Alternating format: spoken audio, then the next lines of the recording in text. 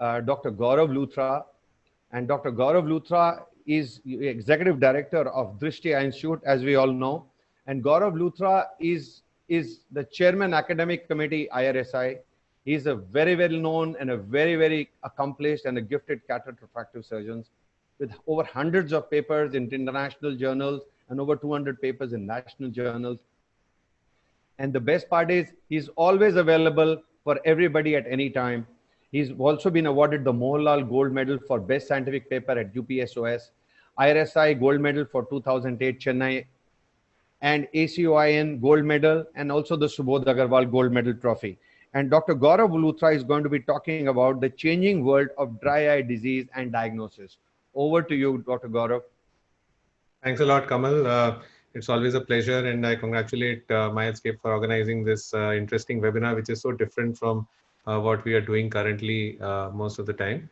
So I hope this is going to be useful to everyone. And is my screen on now? Yes. Yeah, okay. So I think what you nailed it by saying that dry eye is all around us in different ways, and we all have a flood of dry eye disease happening. So it's really changed from the time that I graduated. I was just looking back at how we were treating dry eye, and let me take you back to the 90s when Kamal and me were both in college at the same time, early 90s, and it was post-graduation days, and a lot of patients would come with irritation related ocular complaints. They came with something like a yeah, okay. So we would end up giving them, if you would remember, Kamal, GSS 20, and that's it. Anybody with itching. So it was sulfacetamide or naproxen, yes. One of these things. And we would hardly, we wouldn't be looking, except unless we saw a physically evident dry eye that would be do a Schirmer's and, kind of. So I would think that our percentage of dry eye patients in those days would be as little as, maybe 1 or 2 out of 100 patients that we would actually label them as a dry eye. And look at today, I think today 90% of our OPT, we will add dry eye as one of the diagnoses for our patients. So as I said, dry eye was just a part of other systemic conditions, and it was not really a big entity of its own. And when we look at the history of dry eye disease, the first mention of our tears was recorded in 1550 BC. This was interesting for me as a water within, and in some Egyptian documents. And first mention of increased tear osmolarity was in 1941 by von Bahr. And it was only in the 60s that it was discovered that a decrease in lacrimal gland secretion leads to ocular surface desiccation. And in the 70s, we recognized that the ocular surface actually as an integrated functional unit.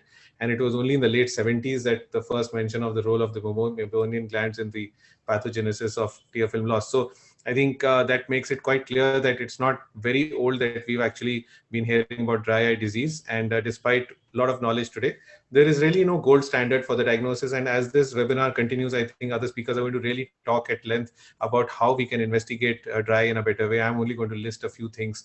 So if I remember and look back to my PG days, as I said, in the 1990s, I remember one of the first lubricants which actually came packaged in a bottle, and we were so excited that 1 or 2 companies have started making lubricating drops with methyl cellulose, and we had I think artificial tears and maybe one more product to start with, and they were kind of sought after that, oh, we have something for dry eye, and that would be prescribed specifically. And then look at today where we are. We have, like, I don't know, I think most of us, we have it's like a flood of lubricants which is available to us, and it's so difficult to actually commit to each company person that, okay, I'll write your lubricant, and each one of them breathing down your neck with different formulations and different preparations, one better than the other. So formally, the recognition of dry eye probably took place in a good way in the 1995 NEI industry organized workshop, which was held with the intent of defining dry eye disease, which was eventually defined as a disorder of the tear film due to tear deficiency or excessive evaporation. This was the definition which came about formally, and since that time, of course, we've come a long way. And now I call it, these are pandemic times, so I call it as the dry eye disease pandemic. I would have called it epidemic, but frankly, it is actually a pandemic. It's all around, it happens all over the world, and it's all around us all the time, affecting almost all of us. When I look back at the data in India, this interesting study from the RP Center by Dr. Tityal and Dr. Namrata and others, observed the prevalence of dry eye in North India to be at 32%, ranging anywhere from 18% to 50%, and affecting the age group, which is from 21 to 40 most often, with almost 50% people in this age group. And most often associated with video terminal users, smoking, and contact lens. These were the three things which probably increase your likelihood of developing a dry eye. And worldwide incidence in the US, at least, I was reading up some data, is in the 40%, and across the world it's quite variable. But India has higher dry eye incidence than we might imagine. And I think we all know in our own OPDs how badly it affects us. I just listed a few situations which, if you look back, you would think that almost all of every patient who walks into our clinic probably fits into one of these situations: computer vision syndrome, contact lens users, glaucoma medications. We all know that how our glaucoma patients come back with dry eye symptoms, and we end up treating them either with minimal use glaucoma drugs and preservative free drugs. And the whole concept of preservative free, how it came in over the last few years or many years. Cataract surgery patients who continue to get dry eye following refractive surgery, we are always so careful. And in that order, LASIK, PRK, and SMILE, decreasing order, we can say that we are always looking for alternatives to decrease the incidence of dry eye as refractive surgery has evolved over the years. Another area where I think dry eye recognition has now come in quite well is children who are on treatment for long-term seasonal allergic conjunctivitis. There again, lubricants have a great role to play. The elderly tend to have more significant dry eye. So I think by definition, the elderly will be another group of patients. The smokers, those people around them, air conditioning. So I think the list is almost endless. Patients with diabetes have higher predisposition. People with rheumatoid arthritis and other rheumatic diseases will have a correlation. And yes, I wanted to add this. I end up having so many patients, who, if you just ask them if they're suffering from dry eye, just ask them how often do you wash your eyes? And they will say, oh, I love to wash my eyes. That's what we've been told by on television, on every possible yoga teaching, that you should fill some water in your mouth and wash your eyes thoroughly. And I think all of us will agree that this can be one of the big factors. And I end up asking almost all my dry eye patients how often they wash their eyes, and counsel them to stop doing that if they want to get fine in a better way. And then last but not the least, I think COVID times have really precipitated this dry epidemic. The children are taking the brunt of it, but so are all the adults who have no reason to go out, and stuck at home. They would be stuck with their phones and screens and handheld devices and their computers, all the classes happening. So many children are coming to a pediatric ophthalmology OPD with signs of digital eye strain and dry eye. So I think this has become like the killer shot for dry eye disease, and that's why our OPDs are full of patients with dry eye for treatments and for diagnosis. So I think that kind of brings about the importance of how dry eye has become so important. And these studies or these classifications which came up, starting with that 1995 one from the NEI group, and then the DUES classification. I think these will all come up during the course of this webinar, so I won't go into the detail. But when you come to diagnosing and treating dry eyes, these are very, very useful, classifications to understand, and the flow of, how you would diagnose and treat them. And there has been the OSDI, which has really been useful for us, and it can help us, do the discomfort subscale and the vision subscale, and then end up with a report which can help you, decide how you want to treat these patients. So necessity is literally the mother of invention, and there is a gamut of dry eye investigations which we'll be talking about. I'm just going to name a few of them so that for the sake of completion, you have the the lipid layer which can be checked. So these new devices which have come up have really made life easy. I have realized over the last 2-3 years that we started using this, the SBM, that it really changed the way we diagnosed our patients and treated our patients in a much better way than we could ever do before. The tear meniscus, we knew all these things. However, it was very difficult to document them all these times. So the tear meniscus height measurements have become much easier. The the breakup times, and the checking the stability of the tear film, and the blink detection rates, and the evaluation of the blinking motions, the meibography. I think there'll be a detailed talk on meibography. And then of course the MMP9 test, which can help us also decide about the whether to treat with steroid cyclosporins for inflammatory dry eye, or to evaluate further. And so there have also been newer modalities of treatment, which again we are going to listen to right after this.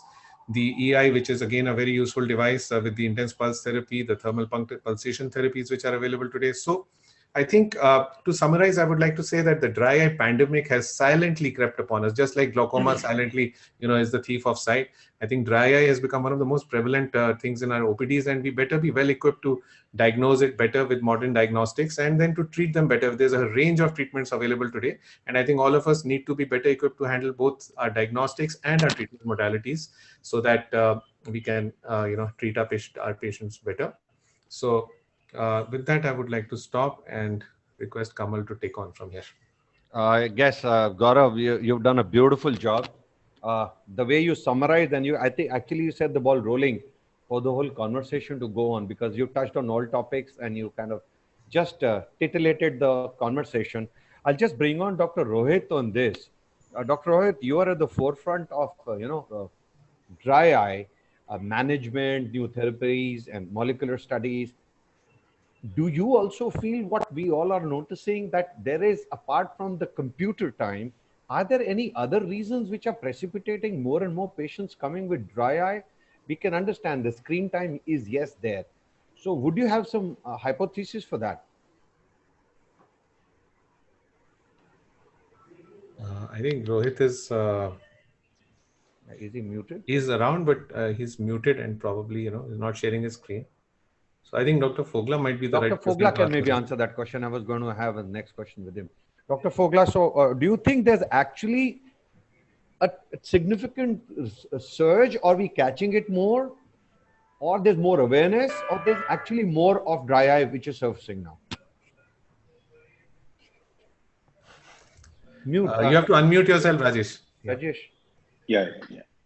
I think it's multifactorial. So you cannot just, the increased use of screen time, whether it's mobiles, computers, more of reading, and also the pollution level outside which is there.